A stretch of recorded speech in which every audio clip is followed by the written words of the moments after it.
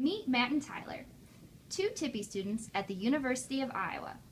Matt and Tyler love many things. They love to race.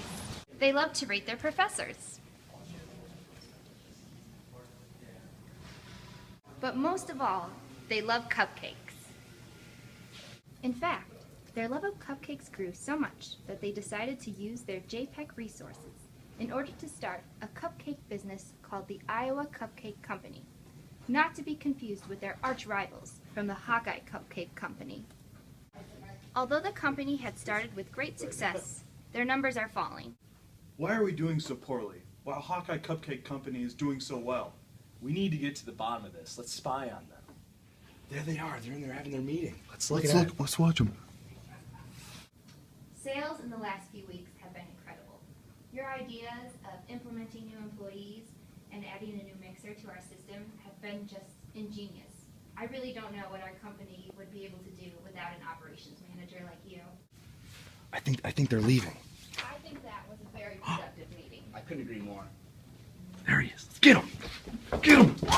Yeah! Let's go! Who are you and what do you want with me? We know you're the key to Hawkeye Cupcake success. We need your help. Well, let me take a look at your operations. So after examining your operations for a couple of days, I believe that I have discovered the problem. Since you do not have cupcakes in stock, you will only bake the cupcakes when the orders come through, thus customers must wait. Although this wait is natural for your particular setup, your customers are upset because the wait is incredibly long. The wait decreases goodwill, and customers may not return, and this negatively impacts profits. So what affects this customer's wait time? We should first look at what affects a unit, in this case, a cupcake's wait time in the process. For a single operation, aka baking cupcakes, this equation quantifies the effects on a unit's wait time in the baking process. When any one of these factors increases, the average wait time for a unit in the process increases as well.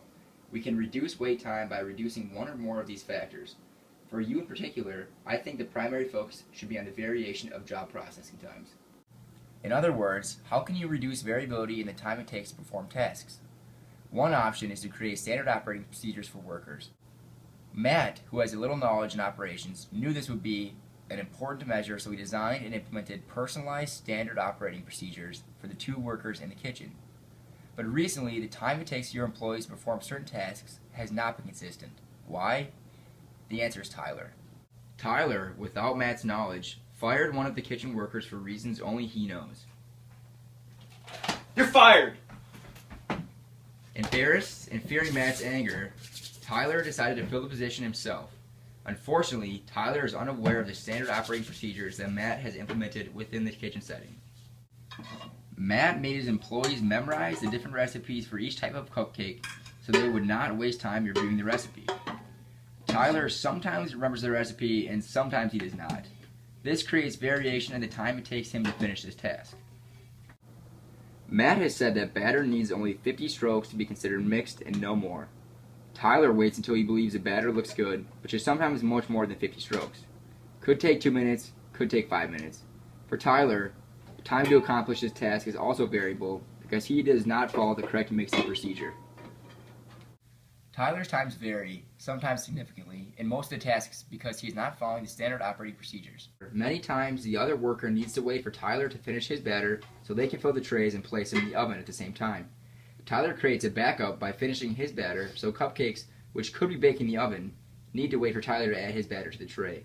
The high variability in time that it takes Tyler to perform his tasks forces these other cupcakes to wait in the process, increasing overall wait time. So how does this increased wait time for the unit, aka cupcake, affect customer wait time? Increased wait time increases flow time, decreasing throughput rate, according to Little's law. Your company is not producing as many cupcakes as you could, and customers are getting angry because this is causing them to wait longer for their orders. Remember that there is always some inherent variation, but we can reduce some variability by teaching Tyler the kitchen's standard operating procedures. Thank you. I learned so much about the role of an operations manager. How did you learn all of this? Well, not that. I learned it all in this orange packet. Everything you need to know about operations management can be found right here.